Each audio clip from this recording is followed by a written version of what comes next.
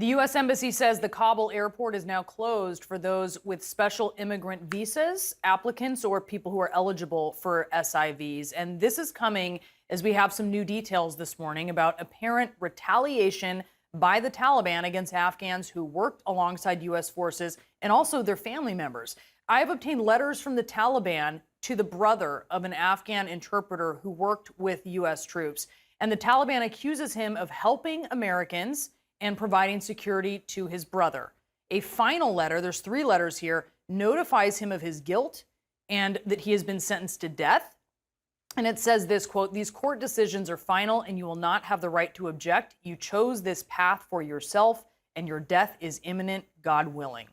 The letters contradict assurances made by a Taliban spokesman at a news conference last week that they would not retaliate against Afghans who helped America, as they're trying to project a more moderate image to the world that many Afghans and many observers, American observers as well, are very much questioning. And at least 7 Afghans are dead after a frantic scene this weekend saw crowds of people outside the Kabul airport involved in a stampede and a desperate rush to leave the Taliban-controlled country. One woman, an Afghan journalist and interpreter, recording this chilling message of the scene. Everybody stepped on me and I saw the baby's leg break in front of me. I'm not going anymore. I'm not going. I don't even know where's my baby. I don't even know where's my family.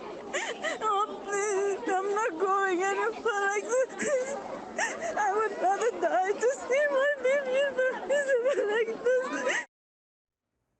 And joining us now is Lynsey Addario. She is a photojournalist who has been covering Afghanistan for more than 20 years. Lynsey, it is heartbreaking to hear this voice memo.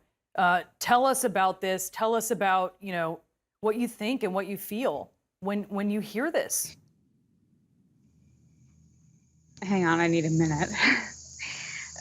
These are the messages I'm waking up to. I mean, sorry. No, take your time.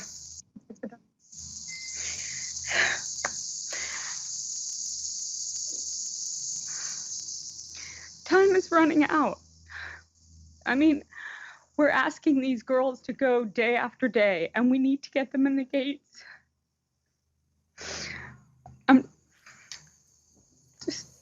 Lynsey, take your time. Take your time. I'm taking a moment myself here. It's Lynsey, I think we're hearing that special immigrant visa holders or applicants may not be allowed in. I know you're hearing that. They're not being allowed in right now. And obviously your concern is that they may not be allowed in from here on out. Yeah, this is the message we woke up to today, that the gates are closed and no one else can get in. So if you were lucky enough to get in before today, then you can get out. But we have people like this journalist who's gone, she's been trampled, and for us to ask her to go back again day after day, I mean, it takes a lot, I mean, we're asking them to risk their lives. They're with their children, they're with their families. So I don't know, I have no idea how to do this. So what do you know about, we hear her talking about, she's seen a child injured. She's talking about not knowing where her baby is. What can you tell us about that? She found her baby. She has a 2-year-old baby. We're still trying to get her out. We've been working since 5 o'clock this morning with a group of women and a group of journalists who have worked with various publications, including National Geographic. We're trying, but when you hear the gates are closed and every day they go, they get trampled, there's shootings, people are getting killed. It's a lot to ask from us sitting in New York and Washington, London. Hey, just go to the gate again, bring your family. We're trying to do this in the right way. We have all sorts of people who want to help on the outside. We have people who want to donate for charter planes. That's great. We need your help, but we also need to get them into the airport. Okay, so when you're hearing, sorry, go on. Well, the translator who got this death threat, this is the beginning. We've been waiting for this. I mean, it's no surprise. If anyone is surprised this is happening, I mean, this is what we've been waiting for. And so as we look, I think the question now is, And perhaps currently, this is what the embassy is saying, currently they're not letting SIVs in. So just to be clear, these are Afghans, many of them are translators they're legally eligible, right? This is the promise that was made to them by this country. But they're not currently being allowed in. Do you think that the U.S. government needs to be clear if that is a current thing, or if that's the end of it? Look, I think with every day that passes, the chances are less. So if you're saying SIV, people who risk their lives for the American government, for the American military, people who fought alongside Afghans, alongside Americans, to tell them that they are no longer allowed into the airport when every day more and more people are getting threatened and killed outside that airport is astonishing to me. What does it mean, Lynsey, for those folks to not be rescued? What does it mean for not just for them? What does it mean for the American promise that has been made to them?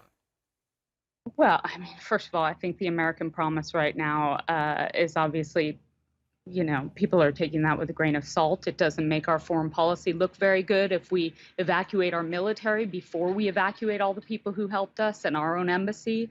I think that for the immediate, our focus should be more on how to get people out, not telling SIV visa holders that the gates are closed and they can't get out.